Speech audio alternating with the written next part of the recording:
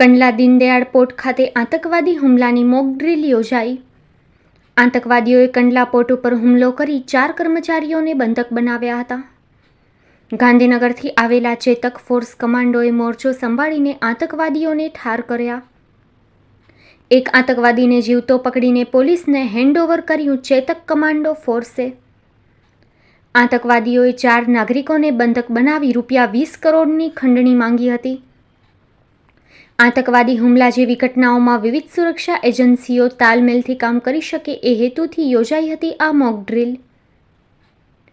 કચ્છના દીનદયાળ પોર્ટ ખાતે આતંકવાદી હુમલો થતાં અફરાતફરી મચી જવા પામી.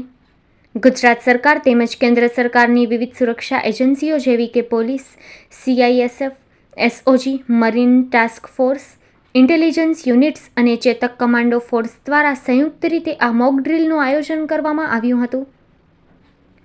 મોક ડ્રીલના પૂર્વ આયોજિત પ્લાન મુજબ દરિયાઈ માર્ગે ખાડીમાંથી આતંકવાદીઓએ આવીને કંડલા પોર્ટમાં ઘૂસવા માટે એક બોટને બંધક બનાવી હતી.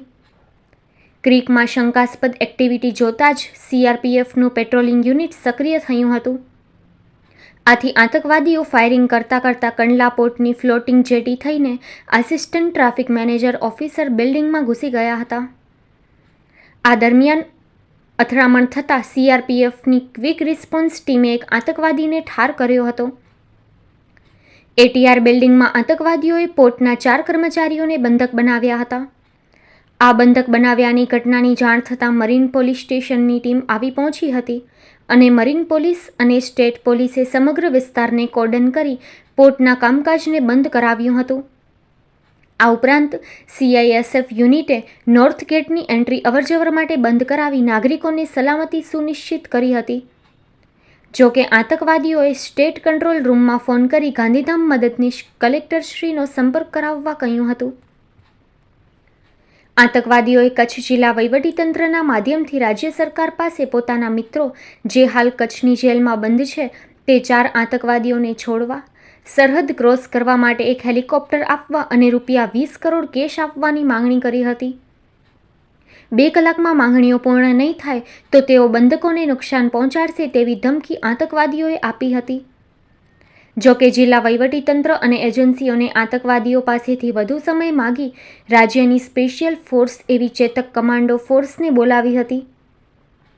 મોક ડ્રીલના ઘટનાક્રમ મુજબ આ બિલ્ડિંગમાં ઘૂસેલા 3 આતંકવાદીઓ વિશેની પ્રાથમિક માહિતી CISF અને ઇન્ટેલિજન્સ એજન્સીઓ દ્વારા એકઠી કરવામાં આવી હતી. શરૂઆતમાં સ્પેશિયલ ઓપરેશન ગ્રુપની ટીમે રણનીતિ બનાવી બિલ્ડિંગ અંદર જઈને બંધકોને છોડાવવા તેમજ આતંકવાદીઓને ઠાર કરવા પ્રયત્ન કર્યો હતો.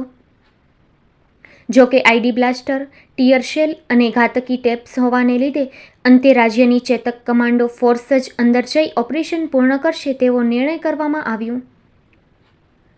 મોક ડ્રીલની નક્કી કરેલી પરિસ્થિતિ મુજબ ચેતક કમાન્ડોએ વિવિધ એજન્સીઓના સહયોગ થકી બિલ્ડિંગ અંદર જઈને 2 આતંકવાદીઓને ઠાર કર્યા હતા, જ્યારે એક આતંકવાદીને જીવતો પકડવામાં આવ્યો હતો.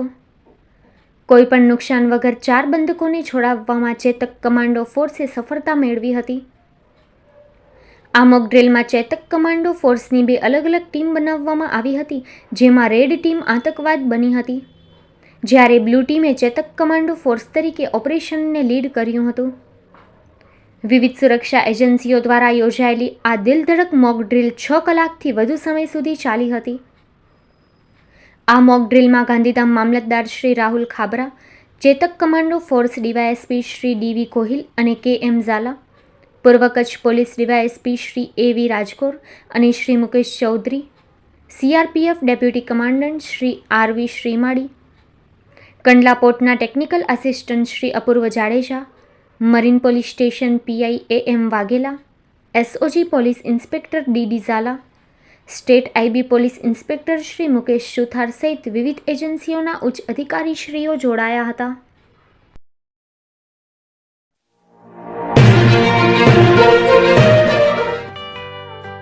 સંઘાર ફાર્મ એન્ડ નર્સરી. ગુજરાત સરકાર માન્ય સંઘાર ફાર્મ એન્ડ નર્સરી છેલ્લા 1965થી સતત કાર્યરત કચ્છમાં Sanghar farm and nursery. Sanghar farm and નર્સરીમાં ફ્રૂટમાં નવી વેરાયટીઓ ઉપલબ્ધ છે, જેમાં થાઈલેન્ડ આંબલી, જમ્બો બોર, કિંગ જાંબુ, મિયાઝાકી આંબા, રેડ રેમ્પર આંબા વગેરે મળશે. ફૂલ છોડમાં સુશોભનમાં બધા જ પ્રકારની વેરાયટી પણ હાજર મળશે. એક વખત અવશ્ય મુલાકાત લ્યો. અમારું એડ્રેસ નોંધી લેશો. Sangar farm and nursery, post Pipri, તાલુકો માંડવી, કચ્છ. અમારા મોબાઈલ નંબર નોંધી લેશો. સંગાર નારાયણભાઈ સામજી, 9825418961, 9925603172. સંગાર રામજીભાઈ આર, 9909450515.